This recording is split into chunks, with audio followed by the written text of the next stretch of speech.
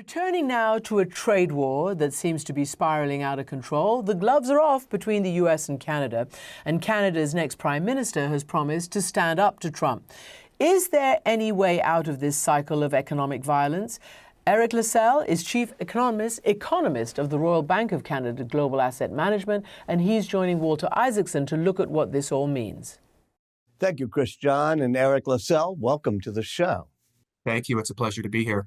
There have been tariffs slapped on the United States by Canada in retaliation for Trump's tariffs on Canada. And now the Central Bank of Canada yesterday lowered interest rates by 1/4 point. I want to read you something that the governor of the central bank said. He said, "We're facing a new crisis." And he said the tariffs on Canada could be severe. Tell me the state of play and what you think it might do to the Canadian economy.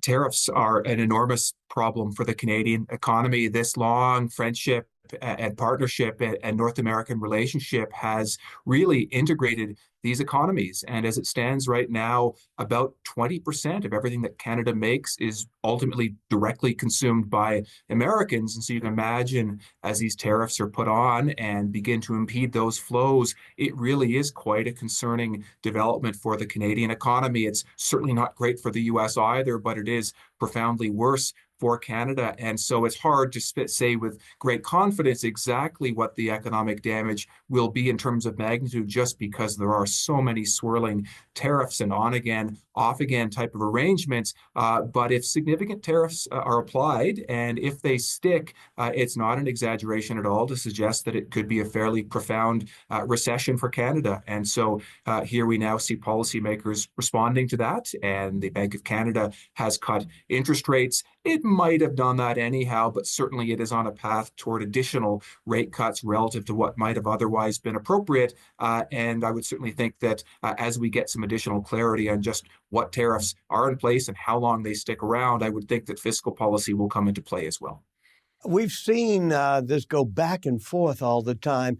Do you think Canada will end up sort of accommodating whatever Trump wants, or do you think it's possible that Canada could fight and continue the trade war? Well, we've certainly seen Canada, I would say, maybe the more proactive of the two main North American partners, in the sense that Mexico has been notably rather quiet, Canada a bit more pugnacious, and of the view that it is necessary to reciprocate and to punch back to some extent, and recognizing that presumably a large fraction of this will come down to negotiations. And so there may be some advantage to having tariffs to lift on both sides of the border if those can be lifted. It's clear that the White House seeks any number of concessions from many of its trading partners, and I think some of those are perhaps not entirely unreasonable, and perhaps in particular the thought that military spending might increase. Canada has been very light on that front for quite some time.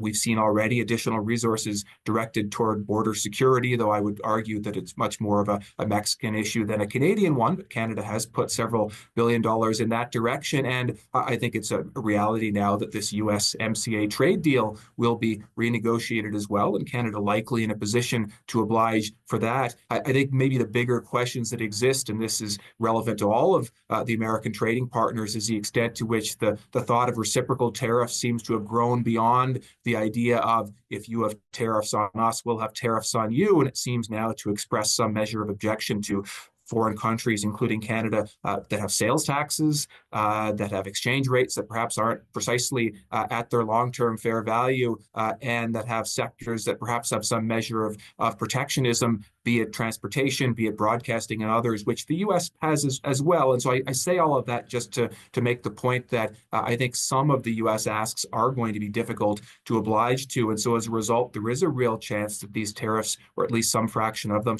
stick around, because I'm not sure that negotiations will be entirely fruitful. Well, one underlying thing is that Canada has a pretty large trade surplus with the United States. Do you think that's the reason Trump is trying to negotiate this? Or do you think he believes tariffs are kind of a good thing and we should start making aluminum and steel and other things in the United States and decouple a bit from the Canadian economy? I think there are a lot of swirling motivations. I'd be skeptical that it really is about Canadian border security, first of all. So I think that's a bit of a red herring. It does seem to me that the White House has some protectionist instincts and the idea that it would be better for the U.S. to be self-sufficient. And I should say there are economic losses when one tries to do that. And for a country with an unemployment rate that's already fairly low, it's not clear there's room for additional industries to come in. And there always is a loss of selection and variety and quality and so on when countries try to go this alone. But I do think that there is just an attitudinal shift that's taken place. You're right that Canada does have a trade surplus with the U.S. I would note that it's not quite as large as has sometimes been articulated. It's more in the realm of about a $60 billion annual surplus. A lot of that goes away if you include the service sector, which of course the U.S. is exporting all sorts of cultural services and entertainment and many other products as well. It's been widely noted if you were to remove the 4 million barrels a day of oil that Canada exports to the U.S., which is done at quite a discount and is generally considered to be a positive thing, that surplus shifts to a deficit. And so, yeah, there is a surplus. I think that's part of it, but I think you would struggle to articulate why Canada is being so focused in terms of the tariff attack so far, simply because there are countries with far greater trade surpluses with the U.S., and I'm thinking Mexico and Taiwan and Vietnam and Germany and others, and yet they, at least so far, have not been hit to the same extent. And so I do think there is some measure of animosity that for whatever reason exists as well. Well, wait, let me pin that down. Animosity meaning personal by Trump towards, maybe personally towards Trudeau? Is this an emotional thing? I think possibly. I would struggle to articulate the reasons entirely behind it. But yes, it did seem as though that particular relationship was not entirely constructive. And of course, as you know, Canada is going through a political change now that could perhaps lessen some of that impact, but that's quite speculative. Well, let's talk about that change. Mark Carney is the new leader of the Liberal Party. He's about as stable, as knowledgeable, as down to earth, and as calm as you could find anybody. Do you think if he eventually is elected in this new election that'll come in a few months or so, that he's the right person for this time? Certainly, he has the policy chops and the economic chops. And so you can argue he's the right person for the time in the sense that this is, for Canada at least, a time of really having to prioritize the economy and find a way forward from a trade perspective and sort out just what the right level of support is for an economy that could be significantly diminished. I might broaden it out a little bit and maybe cop out a little bit as well and say he is the prime minister, or at least shortly will be. There is an election that will have to be held at some point in 2025 for Canada. Let the record show, until quite recently, actually, it was the opposition Conservative Party with a very large lead in the polls. That's narrowed quite a bit, I suspect, in part as there's been a real sense of patriotism and nationalism expressed in Canada, given recent threats toward the country. And so that has favored the incumbent Liberals. And so now it's a really close race. And so I wouldn't want to prejudge exactly who is the prime minister coming out of this, but I would say that between perhaps Carney being somewhat more of an economic centrist versus a more left-leaning set of policies that predated even under the same Liberal Party, or a Conservative win, which is also possible and also envisions some significant economic changes. I think either way, it's probably one that puts Canada in a better position for growth and for productivity gains and so on, and perhaps in a slightly better position in terms of negotiating with the U.S. to the extent that there may, as you say, perhaps be some personal animosity at stake right now. Let me read you something that President Trump posted on social media, which is about Canada. We don't need your cars. We don't need your lumber. We don't need your energy. And very soon you'll find that out. Is he right? Well, gosh, it probably depends on time frame. I think if we could fast forward 10 years, I don't doubt, or even a few years, I don't doubt that the U.S. could find other foreign providers for some of those products and could be in a position to increase its production of some of those products domestically as well. At a cost, I should say, because it would require then deprioritizing other things the U.S. is already very good at. And of course, that's one of the central charms of international trade, is you let countries specialize and everyone is better off as a result. And of course, every dollar of trade that's exchanged is entirely voluntary, and so therefore to the benefit of all parties. But I do think in the short run, that probably isn't correct, in the sense that it would be very hard for the U.S. to substitute away for many of the things that Canada makes. And so this is maybe stylized, but Canada provides a lot of raw materials to the U.S. And so when I think about the oil sector as an example, 4 million barrels of oil a day are provided to the U.S. The U.S. consumes about 18 million. This is more than 20% of the oil supply. That's not likely Americans are going to drive a whole lot less. It's not likely you can suddenly get oil from another place in that magnitude. It's not likely American refiners could refine any other oil if they were able to find it. That oil refinery is very specifically focused on Canadian heavy oil.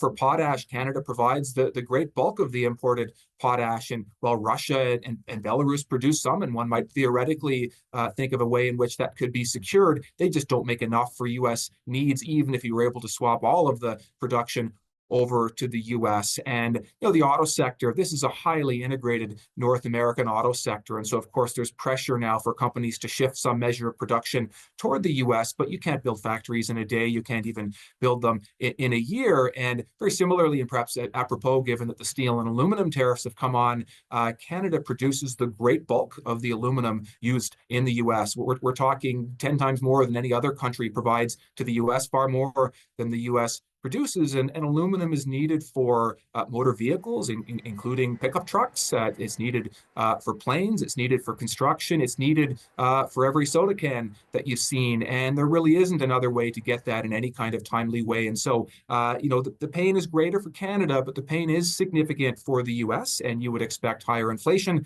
and you would expect palpably weaker economic growth as well.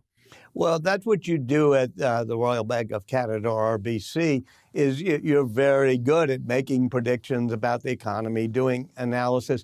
Let's start with the United States. Do you think a recession is in the works in the United States? I'm doubtful about that. I can certainly say we've seen evidence of an economic deceleration. I can say that tariffs, if applied in a significant way, and there's such radical uncertainty around that, you need to think in a scenarios context, but there are certainly ways in which there could be significant damage emerging from that. I still struggle to conclude that that's a recessionary blow. It's one that could significantly dim growth.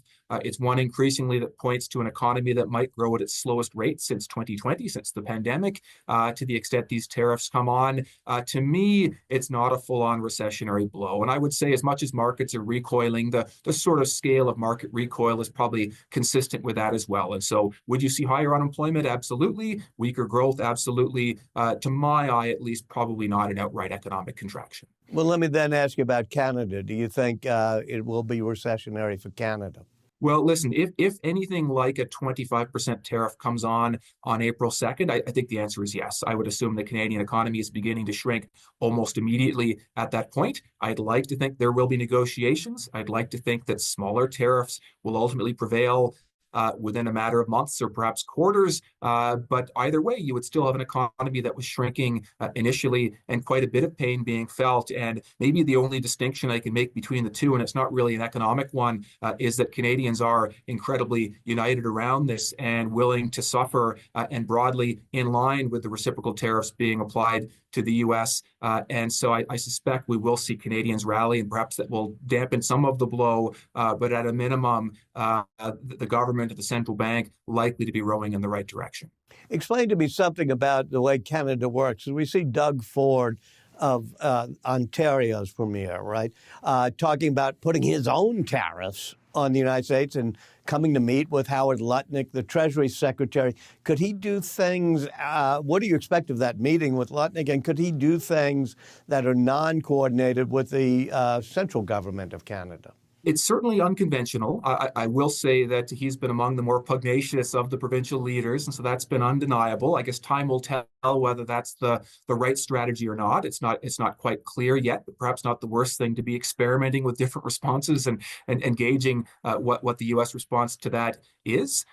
You can argue perhaps there's been some value in that, just to the extent that, as you say, there is now a meeting scheduled, though I would note prior meetings have not been overly fruitful, so I'll believe it when I see it in terms of whether there's actual forward progress that occurs. But I will say that as much as we're seeing slightly different strategies out of different provinces, and it's unconventional for a sub-sovereign level of government to be applying tariffs, ultimately Canada is rowing in the same direction. And these premiers and the Prime Minister and others are meeting regularly and are on the same page. And so I wouldn't say that's particularly concerning right now, but it does reflect the fact that stage one of the Canadian retaliation is tariffs in a conventional way. There are other options that exist, whether it be tariffing non-traditional items like electricity or limiting the export of certain critical products. And I'm hoping that bridge doesn't get crossed, but that option does exist. And of course, it's so critical to Canada to get back to some sort of proper trade footing with the U.S.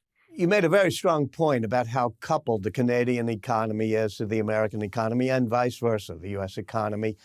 Do you think that this sort of uncertainty is going to lead to a long-term decoupling of the two economies?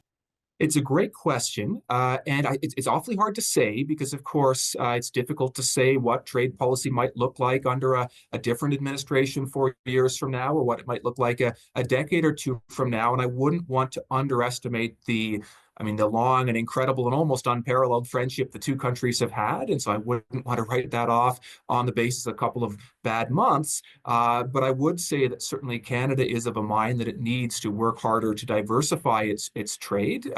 It's been such a positive partnership that Canada doesn't trade that much with Europe or China or some of the other obvious markets. And so there is quite a scramble underway. I'm a bit skeptical of the ability of Canada to significantly pivot in short order, just because, again, these other places are far away. They're already provided with perhaps the potash that they need or the oil that they need and so on. And it's not particularly easy to transit some of these products to foreign shores. And so I think that we will see a scramble to reduce reliance on the U.S. And it's been a real wake-up call, I think, for Canada, and one I suspect that won't be forgotten anytime soon.